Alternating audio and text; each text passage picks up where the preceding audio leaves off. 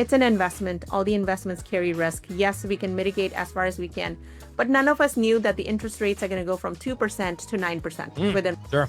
Right? Yeah. Like none of us could have imagined that. None of us could have seen the insurance costs going from what it was to being quadruple of what it was. None of us actually underwrote for that. So Yeah. be very careful as far as like how much of the safety net you're putting. So that's one thing. The other thing I ask is, how do you feel about knowing that you cannot get your money back until 5 years? That is right. If you're looking for that money back next year or the year after, we are not the right folks. We are not the right investment partners together. Just know that our investments do take time. It does take time to stabilize these assets. So you're listening to the Accredited Investors Only podcast presented by Accredited Life. Divya, welcome to the show. How are you feeling today? Feeling great. I'm very excited to meet you, Peter, and talk more about, what we do, but excited to be here. Hey, I'm excited you're here. Let's get right into a great conversation. So how about you introduce yourself? I always like to hear the guests introduce themselves in their own words. And, who are you? What are you doing? Why are you here? All that kind of stuff. Sounds great, Peter. So Divya Smith, I own Ascending Avenue Investments. I'm CEO, founder of that company. We are roughly about 250 million in assets at this time, roughly about 1,300 units, a little over that. And then prior to that, actually, I was a technology executive for almost 20 years. I worked at large companies like Target Corporation, U.S. Bank, and United Healthcare, and also U.S. Bank. So some really big companies, really fun, career trajectory that I've had, and then, moved into real estate for just a bigger, broader purpose. Wow, that's awesome. I feel like that foundation helps in a lot of ways, just when it comes to structuring your day, structuring your business, that corporate background. I think it just breeds a different culture and like character. Would you agree with that? Like, what would you say? Like, what foundation did you build there that you continue, in your company today? Absolutely. So I would share 2 or 3 things, being in corporate for especially 20 years and having grown through the career and the career opportunities I have, especially through the levels, you start to learn how to organize work, how to really structure things, but then also start to see the growth of that work. So, once you are a small team kind of delivering $20-30 million revenue versus when you start to become a larger team and you're delivering much larger deliverables, much larger revenue, it has a different mindset, and it also has a little bit different way to think about how do you grow to that size. So I was able to use some of those skills of, how to be able to organize work, how do you organize teams and team structures, all of that into my company. Nice. You strike me as somebody that enjoyed what you were doing. The real estate wasn't like an escape from, I want to get out. I got to get out of the 9 to 5. I hate it. I hate the lifestyle, all that stuff. You strike me as somebody that enjoyed it. Am I right with that? And if so, what was? I love the fact that you picked up on that really quickly. I did really quite enjoy, every single role I had. So I had some really large roles at Target. I was running Target.com there. Large teams, big revenue, stressful job, but at the same time, very rewarding, high growth. US Bank, same thing. I, launched their mobile app, which was really fun. Some powerful roles at United Healthcare. I was running their telehealth program. So in all these spaces, my roles were really incredible and really meaningful. But where I got to a point in my career was large roles also mean you are in meetings a lot. You are working a lot of hours. And then it's very hard to get things done quickly because the bigger corporations, as you can imagine, things just take a little bit longer time period. And if I'm sensing where your question is going to go, how did you go from loving your job? What was the catalyst for real estate then? You know what I mean? Like, what even made you think about it? Because I would think you were busy, you were really busy, right? I mean, so what even made you think, let me do this? And then were you doing it on the side, or did you kind of, just leave and go off and do real estate? What explain all that to me. What'd that look like? Yeah. So Peter, in this space, I was doing a little bit investing passively, and As you can imagine, with a very big, busy job, it's okay to do it passively. You just don't have enough time to Sure. learn it actively. So I did it passively for a little bit, but then I also had people who were able to quit their full-time jobs and really spend more time and care for their sick parents and, little kids. So that was really a fascinating thought process for me as well. Now, I do still love kind of the technology space. So I do a very little sliver part-time consulting roles here and there to kind of Nice. really keep myself busy with that. Yeah. But my catalyst, that's a great question. I think it was purposeful. I really believe in the fact that when people have a little bit of financial stability, a little bit of that mental security, that they are able to really become, a bigger version of themselves, something Mm. that they haven't really found yet because they're just so busy taking care of the financial security aspect. They have a hard time kind of saying, okay, now if my basics are met, what kind of person will I become? What kind of things would I want to do? And who would I want to do it with? Right. So my goal really became, how do I give people just a little bit of that freedom, like a like financial stability with a mental stress taken off, to say, who do I become if I don't have to think about money? And Wow. I think that's really a conversation that, a lot of us talk about. I mean, like yourself, I think a lot of us Sure. who kind of jumped into real estate, it's not the money, it's what it provides you and, what it takes you. Yeah, I love that. I feel like that's actually a story that's maybe not talked about enough. I feel like a lot of times, like a sexier story is like when your back's against the wall, and you have to do something, right? You mean to create financial freedom. Yeah, you have kids and maybe you lost a job or something like that. But to your point, there's that different part of it where it is you have some financial freedom, you might not have the freedom of time necessarily yet, but you have some financial freedom because you're getting a really good paycheck.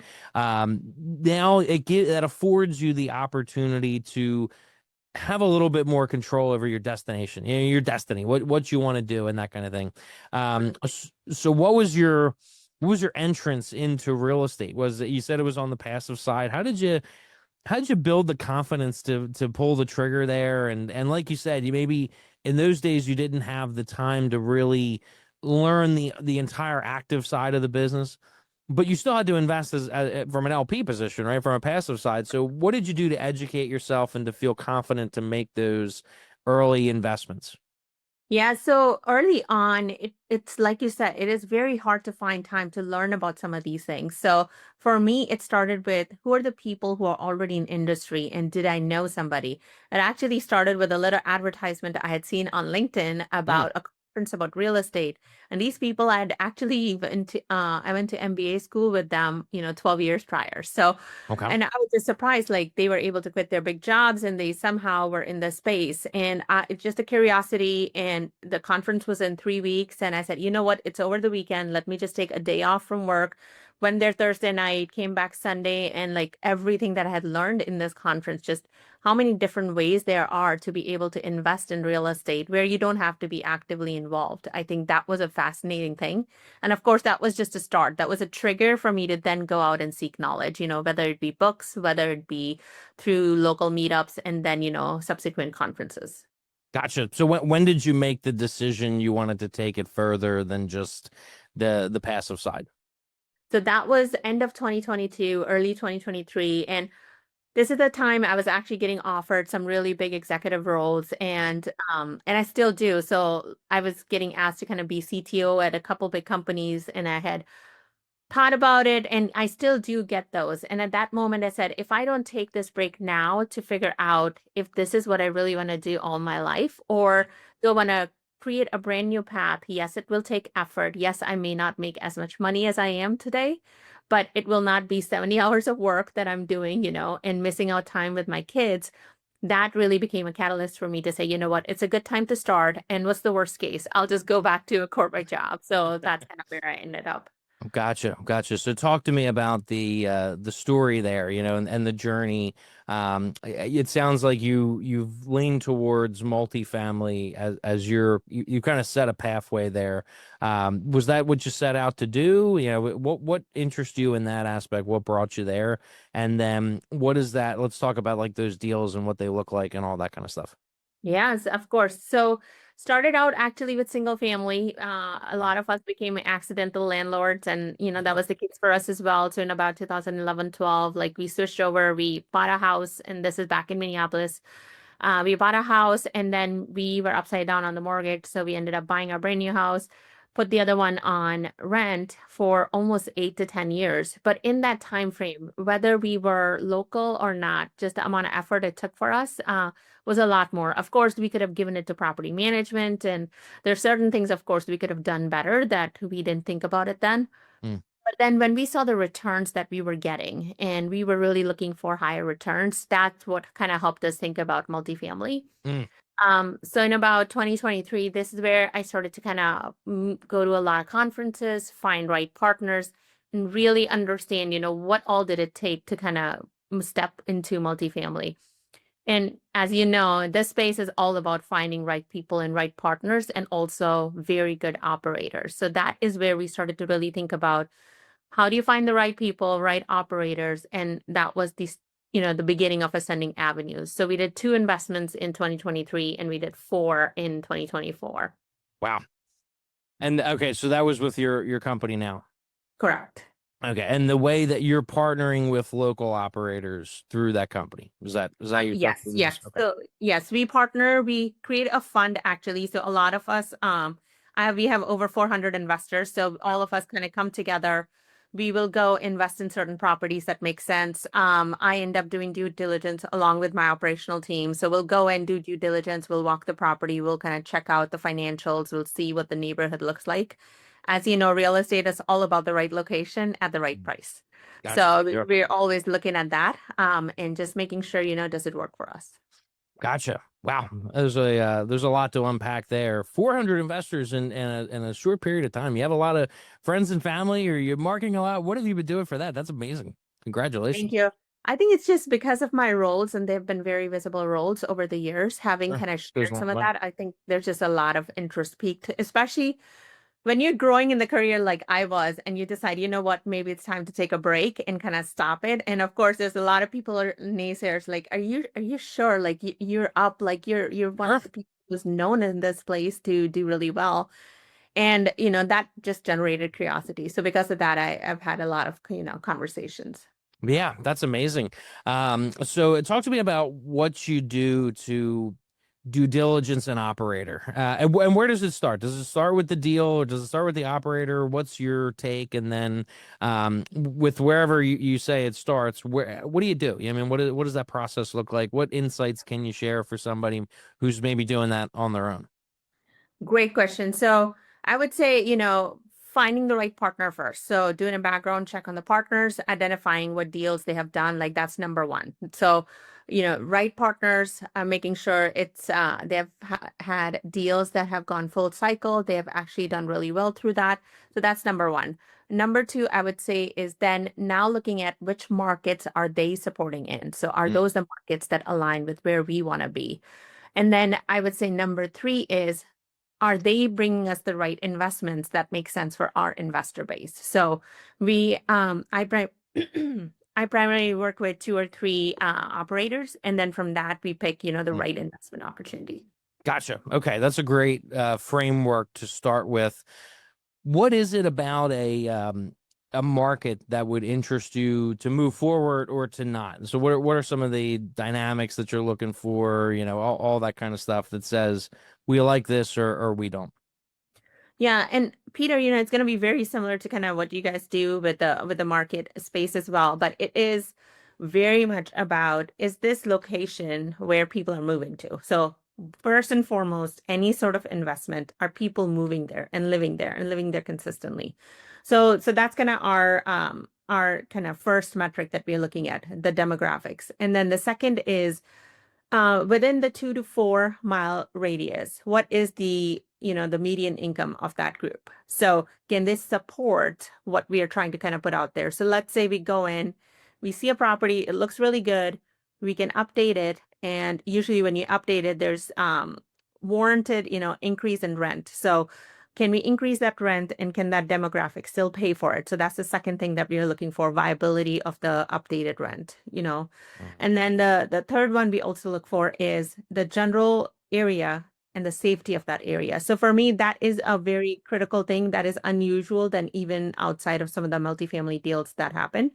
For me, safety is just huge. And I have a little bit of personal kind of stake in that as well, is I actually will walk the properties at night. And if I feel safe and comfortable, maybe it's a woman thing, but if I feel safe, No, I completely agree with you. Yeah, it's important. right. And if I do, then that's great. Then people will feel comfortable kind of living there and want to Sure. stay there for a longer period. Because Yeah. you don't want, renters kind of going, you don't want too much turnover. End of the day, we want long, consistent renters who like where they live, kind of build a community. Yeah, 100%. I mean, I invest in a lot of affordable housing, workforce housing, and especially in metropolitan areas where it can vary from block to block, sections of the city and all that. It's just you could certainly feel safer in some places than you would in others. And I think a lot of times that's a big misconception. Investors think, oh, it's war zones or something like that. And that's not true. There's parts of the city that aren't, the Rittenhouse Square, like for Philadelphia. I mean, that there's high end areas, but there's that in between sections too. So paint a picture then for me when it comes to, the buy box, what I mean? So unit size, location, is it class, are they class A, or are they B, or were they C? And then what does it look like from a hold period, from a strategy? Are they value add? Are they already, is it core type stuff? I mean, what does all that look like? And does it vary? Talk to me about that. Yeah, so the area that we really have liked is class B, B plus, A minus sort of locations and properties, especially because it allows us to kind of be value add space. I think in that space in general, you're going in, you're updating the property, you're doing the fixing. So I like to call it large scale fix and flip. And that's kind of what's happening, which is we'll buy a property, we'll update it in 18 to 24 months. And those are kind of usually the investments we are looking for.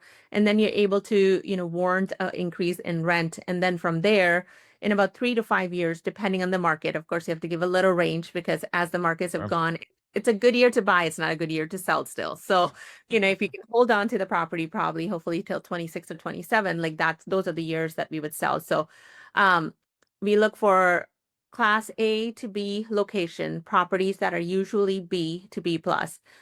Look to update them. And then once we have fixed it, we look to flip it in about 3 to 5 years based on the market. Gotcha. Okay. And what markets are you liking right now? You talked to us about kind of the dynamics you look for. What are a few markets that meet that criteria for you right now? Yeah, so I love being in DFW markets. So I live in Dallas. DFW still tends to be one of those really popular states and cities. So Texas is very popular. We have had, so my stats, I had to keep updating it. Abbott actually just shared some of the numbers too, but 150,000 people are moving here every year. Yeah. Oh, it's crazy. Yeah. Which is crazy. And I think there's a prediction out there, and I don't know if you've seen it, but in about 10 to 15 years, Texas is going to have more people than New York or California. Like there's just I can't believe it. Yeah. based on the growth that's happening. Yeah. So that is a big market that we really like. Texas has been really good, specifically DFW at this point of time. And then North Carolina. So North Carolina, we actually bought a property in Greensboro. That was end of last year. Charlotte is again a really good market. So I think specifically Sunbelt states, but even within Sunbelt, it's more so where we are seeing a lot more growth, and we tend to see a lot more net growth in Texas and North Carolina. And I specifically say net growth because, there are people moving in, but then there's also people moving out. So you have kind of seeing both numbers. Yeah. So, how do you structure the deal with the general part with the operator? So are you on? Is it a co-GP situation? Is it just a straight LP situation? How much? The check size has a voice, right? I mean, depending on how large it is. So I'm curious your take on that. Do you want to be like a certain percentage of the LP? It sounds like you have a lot of investors, so you might have the ability to do that, or you might not yet. I mean, so I'm curious your take on that. Yeah, it's a great question. So Most of the times, you can work with some of these operators directly, and most of them will offer you a 70-30 split. 70% goes to the LP, 30% goes to the sponsors. We're able to offer most of our investors 80-20 split, where 80%, goes to them and 20% goes to the sponsor. And we like to kind of keep it in a fund model, and that's been simplified. Because end of the day, we want to be very clear on roles and responsibilities of like what is being done by which specific person in the team. So, and from a check size and kind of the size we are able to kind of negotiate higher returns because of it. Sure. So, most of the sponsors you'd work with, depending on if you're bringing $500,000 to $1 million to $2 million, you tend to get a little bit different share size. So, of course, the bigger the check, the more, it gives you a little bit more power to be able to negotiate a better return. And then we basically just take those returns and, give it to our investors. Gotcha. Now, what do you think about preferred return? Does it matter to you? Do you want to see a certain percentage? What's that look like? Yeah, so we end up looking for at least 8 to 9% preferred return being shared with our investors for sure. But I think one of the things that we are very clear upfront with our investors is real estate is all about, long-term hold. So Sure. the returns we tend to see the 5-year mark, just know that those preferred returns, yes, the goal is, of course, to start giving you preferred returns as soon as possible. But we all have been there in real estate and know that the cash flow is good. It's better than cash flow we see from dividends from stocks, which is, 1 to 2% at times. But in real estate, at the max, we could probably see 4 to 5 to 6% of cash flow come through, and then that preferred return kind of gets made up at the end when you sell the property. Sure. I think that's great insight because not everybody always realizes that necessarily. They might look at the preferred return as debt, or feels like debt. And sometimes it does. I mean, some deals are kind of structured that way, so it always important to ask, right? And to understand that.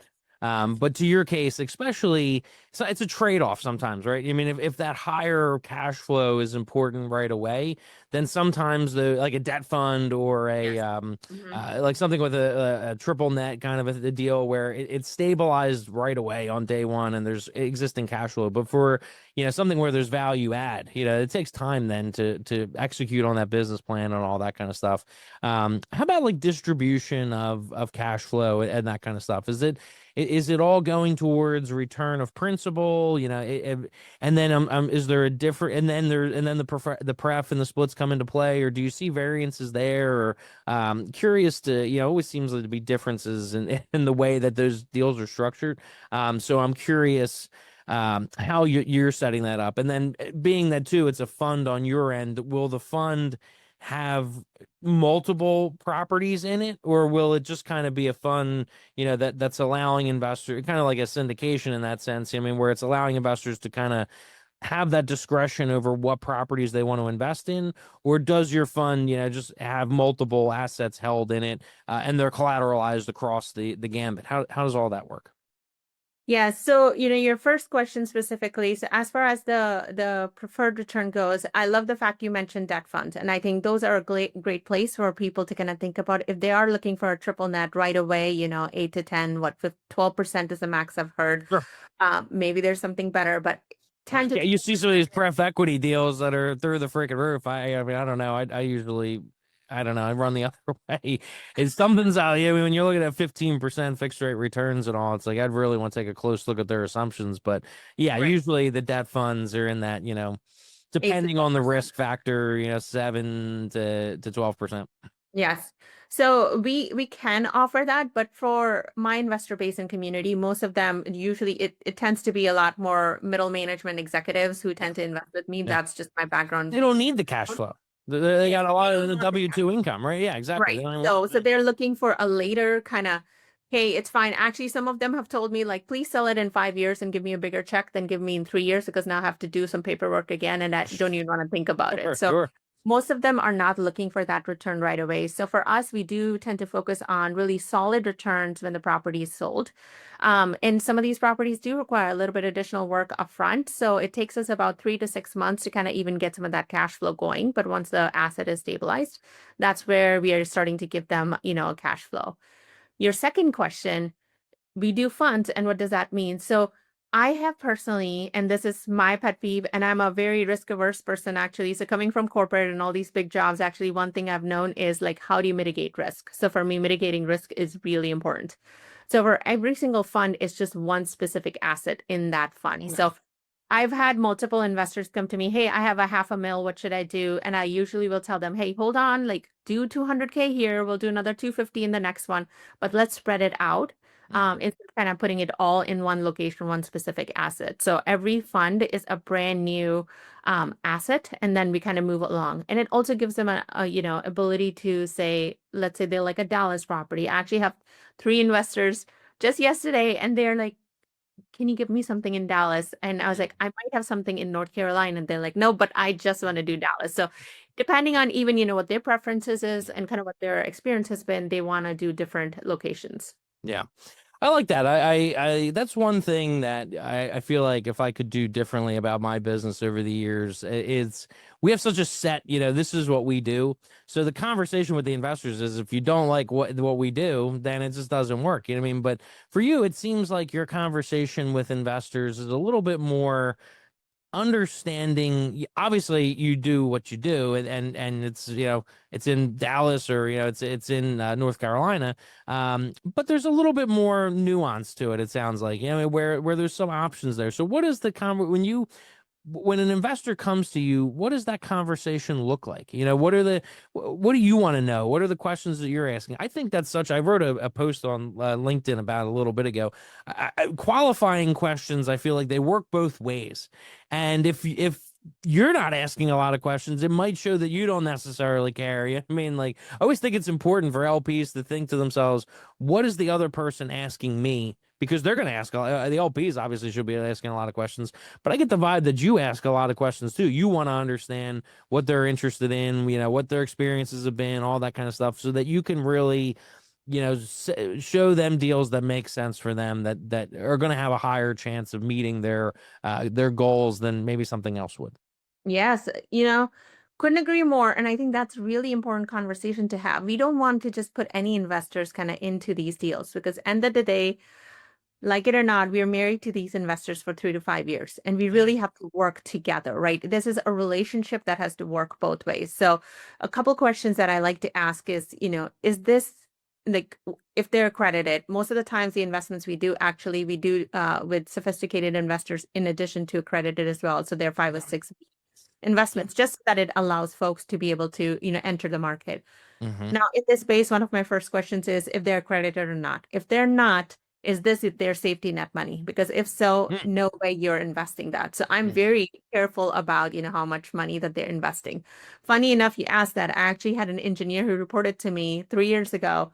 I knew exactly how much he made, right? So because he reported to me, and Sure. and I had looked, I was like, look, like, is this your safety net? You just bought a home. Like, do you have any additional safety money left? And he said, no. I was like, now is not a good time. I promise, give it 6 months, give it a year, have this much more saved and then some, and then come back and let's have a conversation. So I think that's really important, because end of the day, it's an investment. All the investments carry risk. Yes, we can mitigate as far as we can, but none of us knew that the interest rates are going to go from 2% to 9% within. Sure. Like, yeah. Like none of us could have imagined that. None of us could have seen the insurance costs going from what it was to being quadruple of what it was. None of us actually underwrote for that. So be very careful as far as like how much of the safety net you're putting. So that's one thing. The other thing I ask is, how do you feel about knowing that you cannot get your money back until 5 years? That is right. If you're looking for that money back next year or the year after, we are not the right folks. We are not the right investment partners together. Just know that our investments do take time. It does take time to stabilize these assets. So those are like the 2 main criterias. But end of the day, if somebody who's asking me all the detailed underwriting questions and they want to go through every single number, great. But that'll be a difficult conversation going forward if they review every single, report and like one number is not okay and the other one is okay. Just know, like, the game is long term. The game is not month. It is year over year, not month to month. Yeah, that's a really good point. I mean, it's we provide quarterly financial statements, and you go through phases. There's times where you're in acquisitions mode versus times where you're in, and my model's a little different than yours, but like it speaks to the same thing. It's just real estate doesn't tend to move that quickly. You know, it takes a little bit more time to move the needle, and for that needle moving to be reflected in paperwork and stuff like that. And so I always feel like there's context that needs to be understood, and that's why like pro formas are important, but at the same time too, that's not guaranteed, you know, and there's a lot of things that could happen in between, you know, that could get you there, but it could look different as you get there. You know what I mean? It might take shorter or longer and all that kind of stuff. And I feel like that's you probably have a big job there in the educational side, because the people that you deal with tend to be more in the corporate realm, where a lot of these concepts and how these things actually work could be pretty new to them. Do you get that a lot? And then I think that's a great opportunity, right, to educate, you know, and then they could look to you as from, you know, from an educational perspective and an authority perspective and all that kind of stuff. So what do you do with that when it comes to just education, and what opportunities you provide there? Yeah. Peter, you'd be surprised to actually have a group of folks who say, I trust you. Sure. I just give No, you this money. I wouldn't be surprised. I know exactly what And you then mean, I but have to others stop might them. be. Yeah.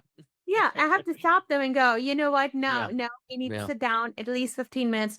And then most of the Yeah. times their response is, can you just give me a one pager? And I was Sure. like, no, let me just give you a high level picture, help you Yeah. understand what it is. What are the risks? What are the returns? How will we get there? What does the team look like? What's the plan? So Yeah. we have those conversations, but yet education is just so important. And you know, the other thing in this space, most of us don't even understand some of the benefits from a taxes standpoint. You know, the money in real estate and the benefits you can kind of get from it to kind of avoid, you know, reduce some of your profits. Like, how do you do that? So, you know, that even that becomes a big conversation. So yes, education is important.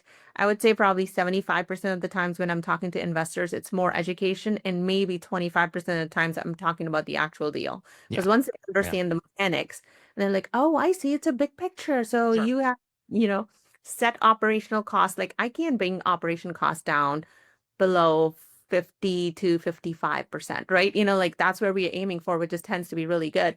And then there's the other, you know, costs added on. So there's certain things that you can't reduce. Yeah, I love that. That's why like this is a it's an in-person, and if not in person, it's a phone call. You know, kind of a business, right? I mean, I have some people that they want to do everything through email, and I understand, you know, there's something to be said for answering a question in writing versus a conversation, but God, it's hard. I mean, sometimes I find myself writing like books, you know, it's just articles, you know, like dissertations on things, because like you said, there's a lot of context that goes into it, and you're probably like me, you don't like surprises, you know, at least like that. Yeah, I mean, you want there to be a certain understanding as much as possible. You want to be able to say to yourself, I did what I could in making sure and getting out there, you know, the theories behind why you do what you do and how you do it and all that kind of stuff, and whether people fully understand it or not, I mean, that's a whole other story, right? But you gotta, you know, I love that, you know, your thought process there on just making sure to educate and to make sure people understand what they're doing and all that kind of stuff, because believe it doesn't surprise me at all. I have plenty of investors who they trust you, you know, and they you know, they maybe don't put as much effort into the deal and the metrics and all that kind of stuff, and that's where I feel like it's your responsibility to make sure that they understand it.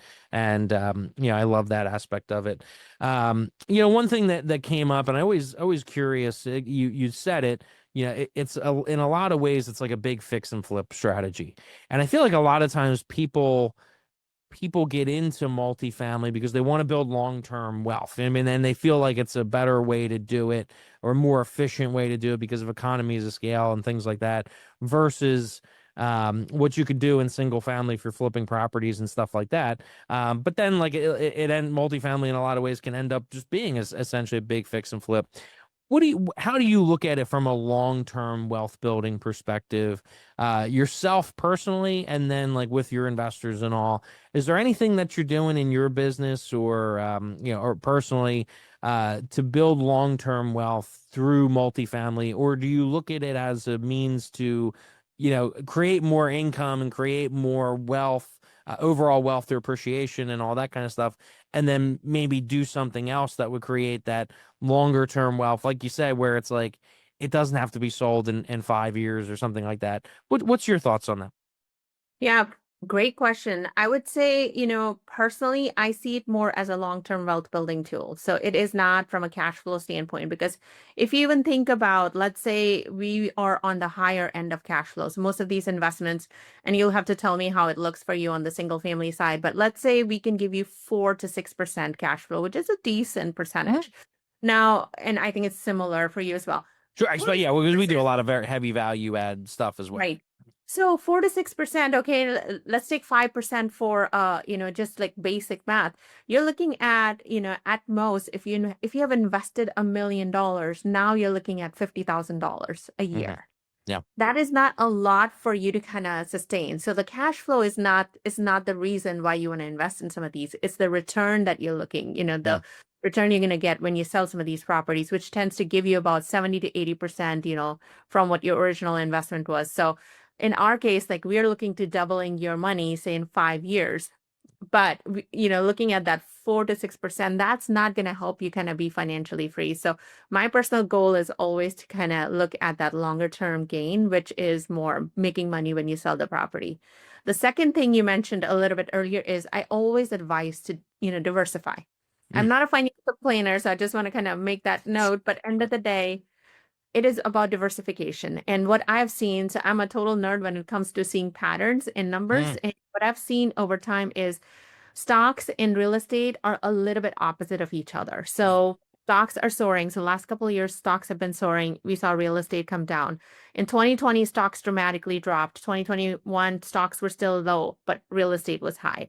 So I've started to see this pattern, and you want to be in both spaces. Why wouldn't you? So if you have additional income, your goal really should be diversify, but diversify outsides of just stocks. Your goal is really to diversify in all different places. Yeah. I love everything you're saying there. I think it makes a ton of sense. And just to get back to kind of the overall theme of what we're talking about, you don't have to quit your job either. And like you said, you could be in stocks, you could be in real estate, there's benefits to being in both. We were talking before the show, there's benefits to being in different asset classes within the real estate world and that kind of stuff too. So like diversification of fund manager, diversification of operators and sponsors and things like that, but also diversification of asset classes and geographical areas and things like that. It provides different opportunities, but you also don't have to go all in either, right? I mean, you can balance the work life, and you can balance your full-time job with your real estate and your passive investing and all that kind of stuff as well. So I love that you brought that up. And my husband, he would never quit his job. He loves it. He'd always be there full time. Doesn't matter how much money we are making on real estate. Like, that is never going to cross his mind. He loves it. That's how he wants to spend his time. In similar vein, actually, I do part-time consulting still on a technology, within technology with technology executives. And that, the nerd part of me that likes to solve that very complicated problems that big companies kind of bring, that part is not going away. But I also want to kind of do real estate. And I think that really is something that we need to be talking more about is you don't need to quit your job. But the goal is really, how do you kind of get comfortable financially to say, hey, can I pull back just a little bit from my job so that I have more time for other things? So I talk to a lot of executive women, as you can imagine, and a lot of them working 60, 70 hours. And they're kind of in the phase of the life where they say, you know what, I don't know if I want to work 60, 70 hours. Well, can you pull back? Can you go part-time? Still have your job, work 32 hours a week, and now take that additional time and really figure out what else you want to do in your life. People wait until they retire to figure out what they want to do in their lives. And we realize, like, well, what if you just did it a little bit sooner because you had a little bit more financial stability kind of built in? Yeah. And I think for me, like, that was my purpose, when I started my company. Yeah, I love that, and that's it's a personal thing to me as well. I've always worked in real estate, but it wasn't always on my own. My dad was in real estate for forever, but he worked for CBRE. So he loved what he did. My brother now is in corporate America. Yeah, he loved. I don't know how much of he loves what he does, but he loves it. He likes it a lot. He really does. And so when I see people in content based around like, leaving your job, and living the lifestyle type investment. The lifestyle investment can also work for people that love what they do as well, and love their job. My mom was a teacher. She absolutely loved what she did, got a lot of fulfillment out of it, all that kind of stuff. So it's I think, like you said, it's I completely agree with you. It's a story that maybe isn't told enough in this space, and the lifestyle aspect isn't always sitting on the beach, with a portfolio behind you that's just printing cash or something like that. A lot of people love what they do as well, but you can find a way to work with somebody like you. I mean, to work with fund managers and partnerships and JVs and things like that to continue to love what you do, but also provide some diversification and diversification of cash flow and all that kind of stuff. So if people want to get more involved with you, what you do, kind of you learn more about your story and the opportunities you have, how can they learn more and get into your world? Yeah, so I'm pretty active on LinkedIn. So you can find me on LinkedIn, Divya, Divya Smith. There isn't another Divya Smith on there, so you should be able to find me. Or, you can That's reach nice. me through my company, ascendingavenue.com. And it's spelled just how it sounds, ascendingavenue.com. So there's another way you'll be able to kind of see a message to be able to chat with me there. So that is an option, of course. But, for me, it's all about educating people and also sharing kind of what we do, because end of the day, you live and die with your experiences. So Mm. who are you going to do it with? Who are the right people? Who are the people who inspire and motivate you to do better, to be better, and, work along with them, because that's what it's all about. It's a journey. Awesome. Divya, this has been a great conversation. I love your energy. I love your personality and your attitude and all that kind of stuff. I really enjoyed talking to you. And I hope to stay in touch and see watch you on your journey as well. So thank you so much for being here. I appreciate your time. Thank you for having me, Peter. It's been wonderful.